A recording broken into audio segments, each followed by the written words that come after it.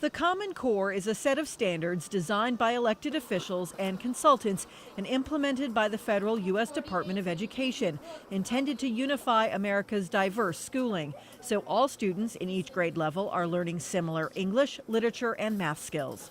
I think this election will be interesting because of the Common Core. It'll give us a chance to see whether an education issue that has really come to the national fore, that has really been talked about a lot in the news, has any effect. I mean, the important thing to remember about the Common Core is the governors were really responsible for driving this process. There are 36 gubernatorial elections this year. So some of those governors who were originally supportive of the Common Core and have been working towards it may not be in office next year. And the debate over education is impacting local races. I don't have a textbook now. When I'm asked who's responsible for these education cuts, it's Tom Tillis and his legislature.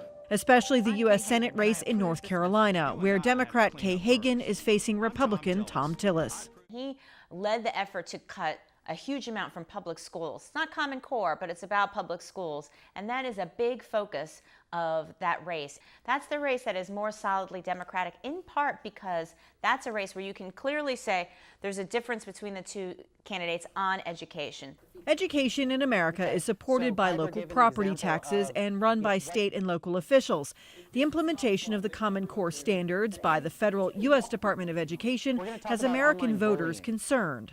People sometimes worry about the federal government being too involved in education. It is obviously something here that is left up to the states to do, and then beyond that to municipalities to do. And people have a very intimate relationship with education. They think about their kids' school, the actual classroom that they're in, and so people feel nervous sometimes about a worry that the federal government is taking too much control about education. The implementation of the Common Core standards also has America's powerful teachers' unions worried. If you think of teachers as the front line in the Common Core in terms of making this work, at the same time, the Department of Education was incentivizing states to create high-stakes teacher evaluations based on value-added assessments, very controversial, that would measure teachers' abilities based on their students' test scores. So this sort of created a very strange situation where teachers were really expected to embrace this and move forward, but were nervous and afraid for their jobs and afraid how they were going to be judged. But education experts say the controversy over the Common Core standards disguises a very basic fact. Our utter and total lack of interest and political will in this country to address poverty and its known effects on children and education and economic outcomes. 43 states have adopted the Common Core standards with the idea that all students will meet high expectations and have similar skills and knowledge to attend college or full-time work no matter where they live. But skeptics say this will not solve the inherent problems with American education. And instead of saying that we should look at economic inequality, that we should look at the cratering opportunities in lower middle class job opportunities, because the bottom has fallen out from those.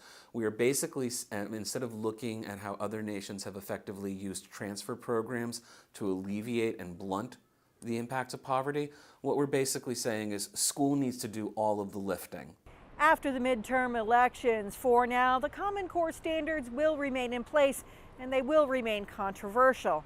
At a time when Americans agree on one point, their elected officials should do more to support education. Priscilla Huff for Telesur in Washington.